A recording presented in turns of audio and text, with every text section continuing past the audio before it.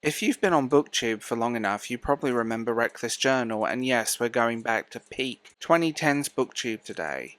But here's the weird thing. This stupid little book actually helped me enjoy making art again. Okay, so this is a bit of an off-topic video, I know. We're still talking about books, by the way, technically. But we're not talking about novels, or publishing, or BookTube, or any of the usual things I talk about here. I want to talk about Keri Smith. And if you've been around this channel for a very, very, very, very long time, you might remember me talking about Wreck This Journal. And we're going back a little bit here. We're going back to like the 2010s. This was peak Keri Smith. You know, peak, destroy this book, take this book outside and do whatever the weird things you want with it. People filming themselves jumping on their journals. And you know what? I don't care. Because these little books actually did something for me. And I don't think I really appreciated quite how much they did for me at the time. So let's start with the biggie, Wreck This Journal. Because obviously this is the big one. I bought Wreck This Journal years ago, and the basic premise is incredibly simple. The book gives you a prompt. That's it. You go to a page, and it might tell you to tear something, or spill things, or draw things, or basically make a mess in some form. Wear it, even. That's the entire point. You're supposed to stop treating it like a book. It's not a precious object. I know that sounds ridiculous, because we're talking about a book. But there's, you know, but when you're someone who's spent years being told what art is or books are supposed to be, and you're given permission, no, you can actually play with this one, it's oddly liberating. I think that's one of the reasons it worked for me, because I went to art school. And art school was a disaster for me creatively. And I'm not going to go into the entire story of art school, because that's a whole other video. I talked about it in the members video. But let's just say that my relationship with making art was not particularly healthy at the time. I came out the other side. I stopped enjoying it. I stopped creating, I stopped experimenting, because everything became whether something was good enough, whether it was finished, whether it was technically correct, whether somebody else thought it was worth something. And eventually I just didn't want to make things anymore. And then this stupid little book came along and basically said, here's a page, do whatever you want. And I'm like, oh, okay, I can do that. Apparently I can. And that's what I really love about Keri Smith. She doesn't necessarily tell you what to create. There's no formal instruction. She just gives you a doorway, and you have to decide where that doorway goes. And you don't have to be good at art. And I think that's something that's really important about these books. You don't have to be good at art. You don't have to consider yourself creative. You don't even know how to draw or understand composition, or actually you don't have to know anything about anything with these books. And honestly, I think that's the point, because there are so many people that will tell you they're not creative. I'm not an artist. I can't draw. I couldn't do that. And I'm always interested by that, because creativity isn't necessarily drawing or creating a painting or a picture. Creativity can be writing, it can be photographed, collecting things, arranging things. It can be noticing something that someone else doesn't see. It can be taking a stupid little prompt in a book and deciding that you're going to interpret it in the most ridiculous way possible. And Keri Smith understands that. Her books basically give you permission to play. And I think adults desperately need permission to play, because somewhere along the way we're told everything has to have a purpose. You can't just make something. You have to make something because you are going to sell it. You can't just draw. You have to be an artist. You can't just write. You have to become an author. You can't just take some nice pictures. You need an Instagram account. Everything becomes a side hustle. And sometimes you just need to make something because you wanted to make it. That's the entire reason. That's it. Then there's Pocket Scavenger. I love Pocket Scavenger. I really love this one because we're taking the same concept and we're putting it in the real world. We're walking around, we're looking at objects, we're finding objects, we're paying attention to an environment around you. Again, you're given a prompt, but it doesn't tell you what you have to do with that prompt. You can interpret it however you want. You can go for a walk, start looking at the world differently. And I think that's one of the most interesting things that these books do. They make you pay attention because you walk around with our head down all the time. We're looking at our phones, we're thinking about work, we're thinking about what we're going to do tomorrow. We're thinking about the 10,000 things that are happening simultaneously. And suddenly, you've got this little book saying, go outside and find something. And you're like, okay, let's do it. Suddenly you're looking at the pavement, you're looking at leaves and walls, and you're looking at little objects that you probably walked past a million times. And now you're actually seeing them. And that's a really interesting exercise creatively. Then there's also Wreck This Journal Everywhere, which is basically a travel-sized version. I love the idea of this little thing. I've got one. It's small. You can put it in your bag. You can take it on holiday. You can go on a train. You can sit in a cafe with it. And again, it's giving you something to do, but not necessarily saying, sit down and produce a masterpiece. It's saying, here's a thing, do something with it. And that's a completely different mindset. And there's something about making creativity portable that I really like, because creativity doesn't necessarily happen when you're sitting in front of a giant desk and all the expensive art supplies are laid out. Sometimes it happens when you're sitting somewhere waiting for someone, when you're bored, when you're just walking around, when you're just messing around, and that book encourages it. Then you've got This Is Not a Book, which is another great example of what Keri Smith does. Again, the title itself is basically a little invitation to stop thinking about what the book is supposed to be. Because that's the thing. These are books. Obviously, they're books. They're printed, they have pages, they have covers. They're sold in bookstores. But they're not really books in the traditional sense. There's prompts, there are activities, but there's experimentation, there's little creative laboratories and all of this stuff. Because it's a completely different way of engaging with a book and creativity. Finish This Book is another one that I really liked. Again, it's built around the idea of participation. You're not just consuming everything, you're completing it, you're contributing to it, you're making decisions, you're adding your own stuff. And that's a really different relationship with a book. Most books are completely finished before they reach you. The author has written it, the publisher has edited, the printer has printed it. And the job is to sit there and read it. And that's perfectly fine. I love reading. But Keri Smith, her books turn the relationship completely upside down. The book isn't finished until you do something with it.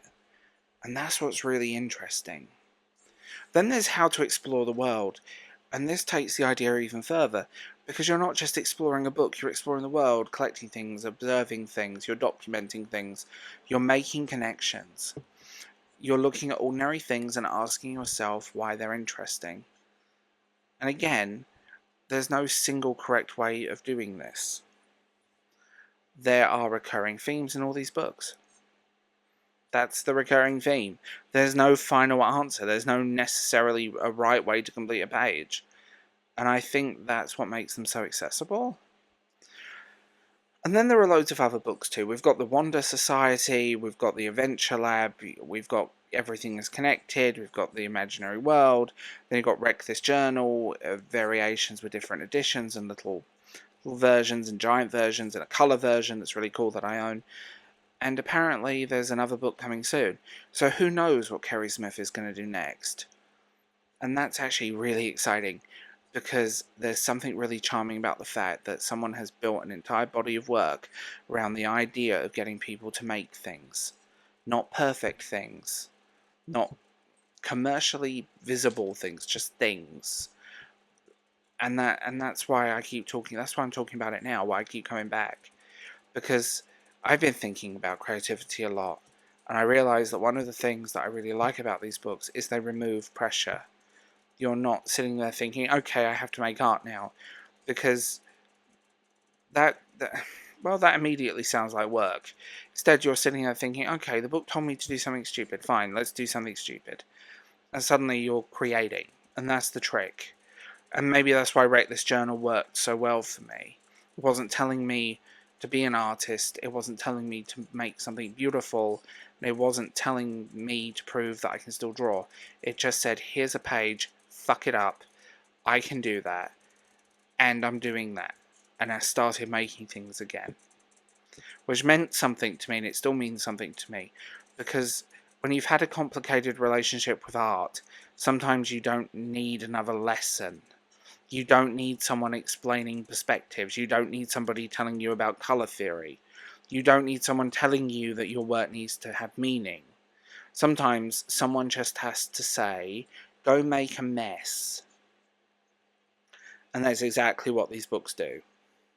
And yeah, we're going back to the 2010s. I know, they're incredibly 2010s. We're talking about Keri Smith. We're talking about Wreck This Journal. We're talking about an era where everyone on YouTube seemed to have one. And there was a period you couldn't go online without someone destroying a copy of Wreck This Journal. And you know what? I'm fine with that. Sometimes things become popular for a reason. And I think we've reached this weird point where we're so obsessed with identifying whether something is cringe or dated that we forget whether it actually is useful. And Wreck This Journal and all these other books are very useful, at least for me. It reminds me that creativity doesn't have to be precise. I think that's a lesson you remember. And the other thing I love about these books is they eventually become yours. Not Keri Smith's anymore, yours. Because everyone is going to interpret these prompts differently.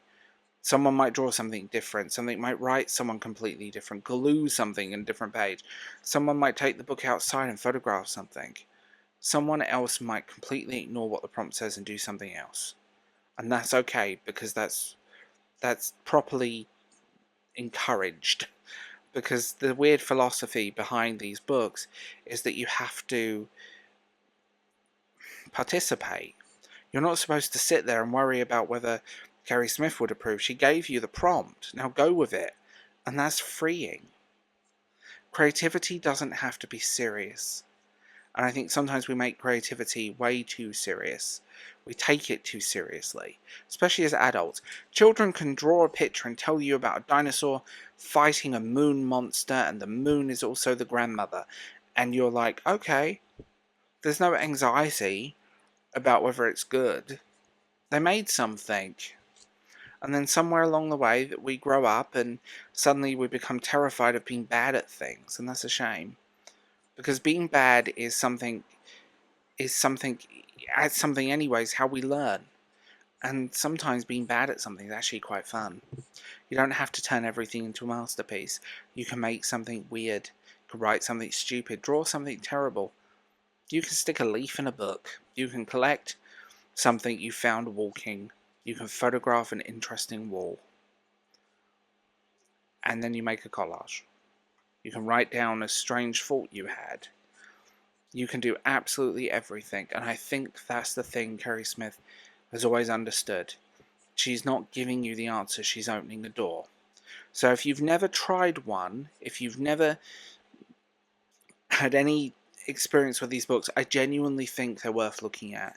Especially if you've ever said, I'm not creative. Because maybe you are. Maybe you just don't like the way creativity has been presented to you.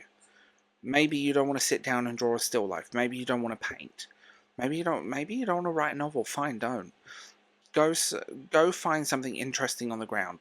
Write something down. Take a photo. Destroy a page. Make a collage. Do something incredibly pointless and see what happens. Because that's where something really interesting can happen, where things come from.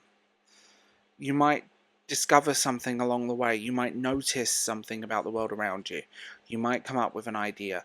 Or you might just spend 20 minutes doing something and not staring at the screen. That's valuable too. Just crack the spine. That's all I'm going to say. The final thing.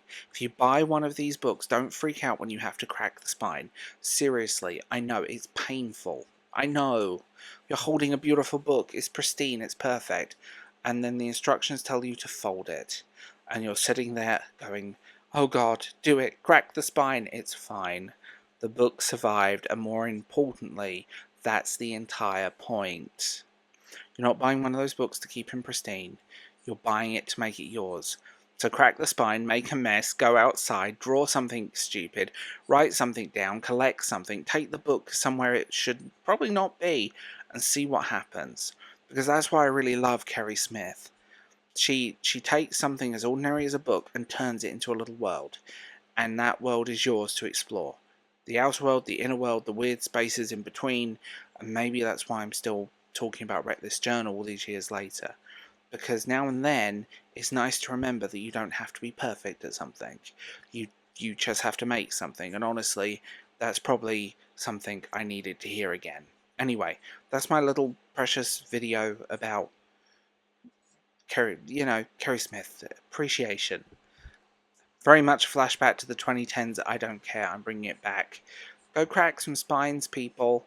The conclusion of this interaction is naturally your decision. Should you find this discussion to possess significant value, you may indicate as much through a selection of the appropriate mechanisms. The act of liking, subscribing, and engaging the hype button are not merely symbolic gestures. They are variables that influence a system whose behavior has become increasingly unpredictable. You have undoubtedly observed the proliferation of automated content, algorithmic inconsistency, and artificial intelligence reshaping the landscape in ways both expected and unforeseen. Such is the nature of evolving systems. Should you determine that this channel warrants continued existence beyond the warmth of these systems, alternative pathways remain available. You may elect to become a member of this channel, leading your direct support to its continued operation. You may choose to join Patreon, where your support exists independently of the algorithmic inconsistencies, or perhaps Substack is the more logical destination, where essays, conversations, and projects can exist beyond the increasingly chaotic architectural structure of modern platforms. Every choice, of course, is entirely yours. I'm Darth James. Until our next conversation, choose wisely.